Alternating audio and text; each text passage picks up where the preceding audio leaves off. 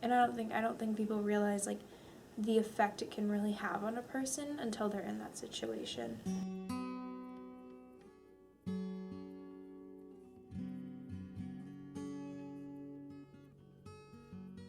I don't think people understand how it can affect you for so long. Because, you know, people get out of a breakup and yeah, it might hurt for a couple days, weeks, who knows, but like I don't think people realize that this was 3 years ago and I'm still living with, number one, the regret of dating him and holding on for so long, and number two, letting myself change and become this completely different person, and number three, for blaming myself for absolutely everything, because I can't go a day without looking in the mirror and thinking, well, if I changed this, then he would still love me.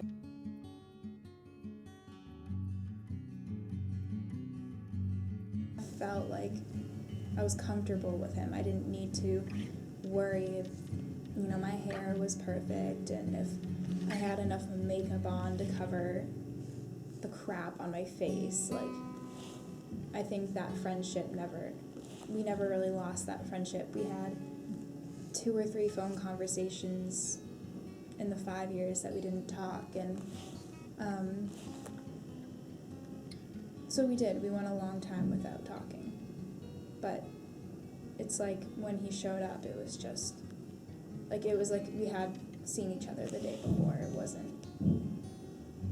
It felt normal. We dated for 3 months. The first third of our relationship, we dated for 3 months.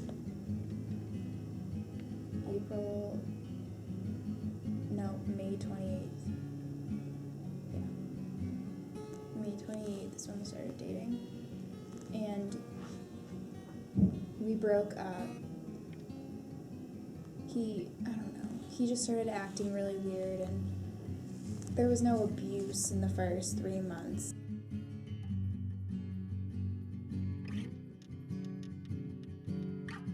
It was verbally, mentally, emotionally, physically.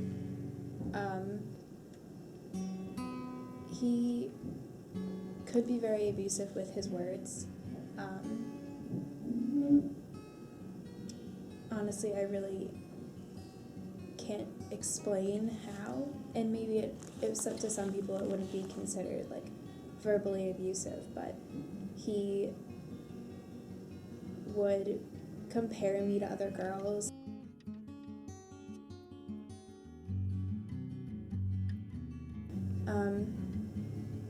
Physically, we were at a youth center that he worked at.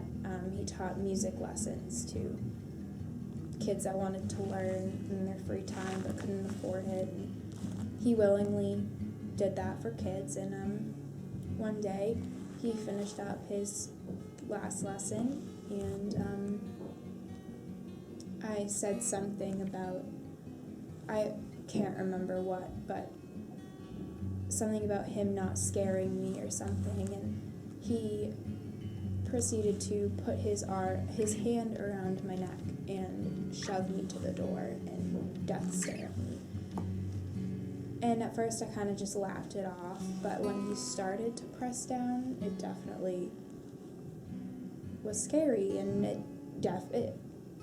if it's hard for me to talk about now, it's obviously changed like my life. Like, I was physically abused, I was pretty much choked. After hearing about Lauren Astley getting choked by her boyfriend, I feel like that could have been me. I could have been Lauren, and I could be dead right now, but I'm not.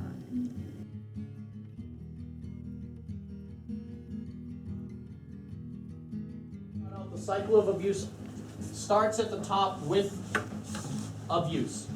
That simply just means an incident, okay? We'll get into it in detail. I just want to draw the actual cycle down first. So abuse. After abuse, we have this honeymoon phase, also known as the reconciliation phase. Okay? Watch for this in the movie. You will definitely see this. You should definitely be able to identify this. After the honeymoon, we go right down here to the bottom and we have the calm. After the calm, comes back up, and we have tension stage. And then it goes back to abuse. I mean, the first stage of the abuse cycle is abuse, simply. And I think after he choked me for the first time, he just got really apologetic. It was like he immediately just kind of just, I don't know how to say it, like he kind of just forgot about it. Like, I think it went from the abusive stage straight into the honeymoon stage, because he immediately was just like, oh, I was just kidding. I'm so sorry, I didn't mean to hurt you. And he kept promising, like, I'm gonna change. I'm not gonna do this to you anymore. I'm not gonna hurt you. I'm gonna change. And from there it went to the calm, and everything was absolutely perfect in our relationship. And some of the happiest times was when we were in that stage of the cycle, and I really thought that he wasn't going to hurt me anymore. Because you think, oh, it's just kind of a spur of the moment thing. He didn't really mean it. I started to blame myself, like maybe I did something to make him mad. Maybe that's why he did it, but I haven't done anything like that again, so he's not going to hurt me anymore. And then the last stage, the tension stage, things definitely started to, tension definitely started to build. He got in a lot of trouble at home, which he was angry a lot, he was sad all the time. He would constantly complain and weep about his life and how bad it was and how hard he had it. And that just made him really angry a lot, and he would hit things when he was around me, and he used to stab the walls when he was angry. And I definitely was in a situation where I didn't necessarily know how to help him, because I'd never had to go through that before. I've never had to help someone when they were that upset or were going through so much. I just didn't know how to help him, and so tension between us definitely started to build. And then he just got really mean towards me, and the cycle kind of just kept repeating itself over and over and over again. Why else would you defend an abuser? Love them. Love. Parents used to tell my mom that she was absolutely nuts for having him come over because of what he's been known to talk about and known to do and get in trouble all the time. And my mom always stood up for him, and I always stood up for him, and he was one of my best friends. There's abuse happening, and you recognize that if you say something, some negative effect will happen to them, something that maybe you don't want to happen. Jail time, etc., etc. So you might defend them to protect them. Last one. He was in a psychiatric ward. I don't know where he is now. I don't think he's home. I know he's gotten into a lot more trouble, and I'm not surprised by it. But I don't know where he is now.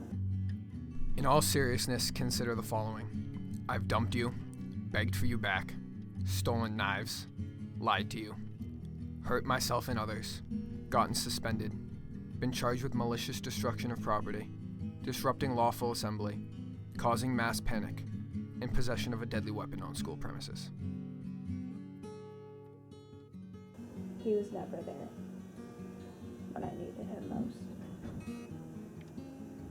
I had to fight a lot of my own battles. I had to fight all of his.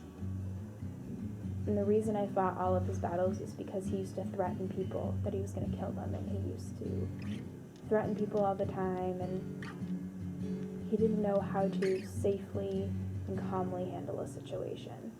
And I think that's why I took on all of his responsibilities. I took on way too much for my own life and for my comfort level, and it really screwed me over in the end. You're defending the abuser because it was your fault. Even worse than this, it was my fault and I deserve it. Okay? My fault, I deserve it. That's a big one. Okay? Like, this is my fault. It was always my fault, whether he was the one that hurt me or made me upset or angry or made me cry. It was always my fault. And mentally, it's really taken a toll on my life. You buy into usually the promise of change. He or she, oftentimes we've seen it's he promises he'll change, or he promised it's a one-time thing. And you really believe that. So you stay because you're kind of waiting for that change to happen, and unfortunately along the way you're taking, in actuality, a couple bumps and bruises. But you're willing to take those bumps and bruises because you're waiting for that change. Okay? I will change.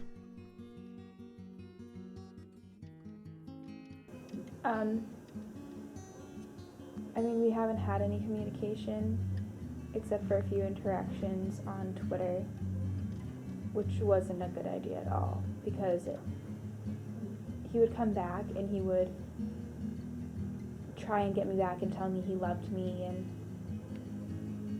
he would end up just like leaving me again and again and again, and I was stupid to go back to it because I knew that after everything he'd done to me, I knew it was a stupid idea to think that he actually changed.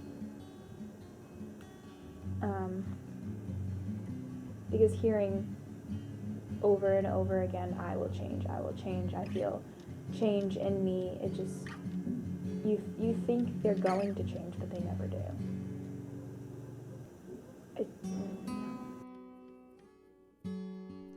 I feel change in me. Regret it 100% because I think looking back on our relationship, I know I couldn't have changed anything, but I think it was the wrong decision because I know that the way he abused me, I think that's where the abuse began. I would never deliberately do anything to hurt you.